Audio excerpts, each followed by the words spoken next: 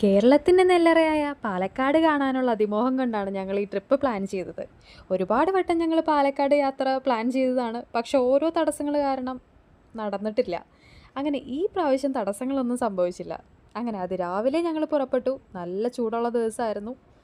പിന്നെ ഈ ദിവസത്തിനൊരു പ്രത്യേകത കൂടിയുണ്ട്. എൻ്റെ ഹസ്ബൻഡിൻ്റെ പിറന്നാൾ കൂടിയായിരുന്നു. അപ്പോൾ ഞങ്ങൾ പോണ വഴി ഒരു അമ്പലത്തിലൊക്കെ കയറി വഴിപാടൊക്കെ ചെയ്തിട്ടാണ് പോയത്. അങ്ങനെ ഞങ്ങൾ വടക്കഞ്ചേരിയിൽ വെച്ചിട്ടൊരു ബ്രേക്ക്ഫാസ്റ്റൊക്കെ കഴിച്ചു.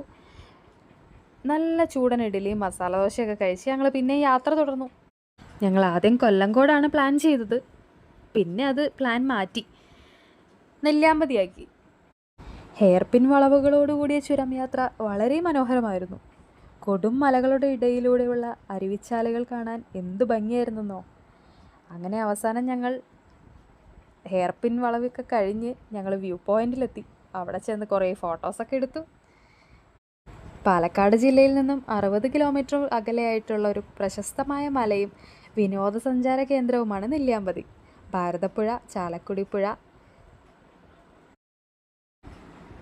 കാവേരി നദി എന്നിവയുടെ പ്രധാന വൃഷ്ടി പ്രദേശമാണ് നെല്ലിയാമ്പതി. പാവപ്പെട്ടവരുടെ ഊട്ടി എന്ന അപരനാമത്തിലും നെല്ലിയാമ്പതി അറിയപ്പെടുന്നുണ്ട്. പിന്നെ ഇവിടെ ജനുവരി മുതൽ മെയ് വരെ പകൽ തണുപ്പ് കുറഞ്ഞ കാലാവസ്ഥയും ജൂൺ മുതൽ ഡിസംബർ വരെ തണുപ്പ് കൂടിയ കാലാവസ്ഥയുമാണ്. ഞങ്ങൾ പോകുന്ന വഴിയൊക്കെ നല്ല ബ്ലോക്കായിരുന്നു കേട്ടോ.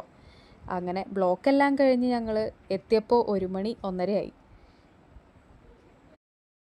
പിന്നെ ഞങ്ങൾ പഴവും ബ്രെഡും അങ്ങനെ അല്ലറ ചില്ലറ ചെറിയ ഐറ്റംസൊക്കെ കൊണ്ടുവന്നിട്ടുണ്ടായിരുന്നു. തൽക്കാലത്തേക്ക് വിശപ്പ് ഞങ്ങൾ വഴിയരികിൽ വെച്ചിട്ട് ഉള്ള ഫുഡ് വെച്ച് അഡ്ജസ്റ്റ് ചെയ്ത് കഴിച്ച് വിശപ്പടക്കി.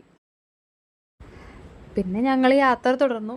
വളരെ മനോഹരമായ തേയിലത്തോട്ടങ്ങളുടെയും മലനിരകളുടെയും ഒക്കെ ഭംഗി ആസ്വദിച്ച് ഞങ്ങൾ വീണ്ടും യാത്ര തുടർന്നു.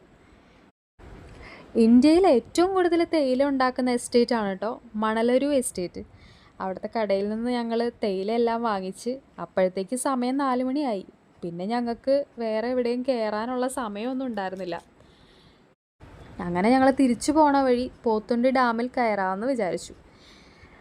അങ്ങനെ അവിടെ കയറി എൻട്രൻസിൽ തന്നെ നല്ല അടിപൊളി വലിയ പാർക്കുണ്ട്. കുട്ടികൾക്കും മുതിർന്നവർക്കും ഒക്കെ കളിക്കാൻ പറ്റിയ പാർക്കൊക്കെ ഉണ്ടായിരുന്നു. ഞങ്ങൾ പക്ഷേ പാർക്കിൽ കയറിയില്ല. ഡാമായിരുന്നു ഞങ്ങളുടെ മെയിൻ ഫോക്കസ്.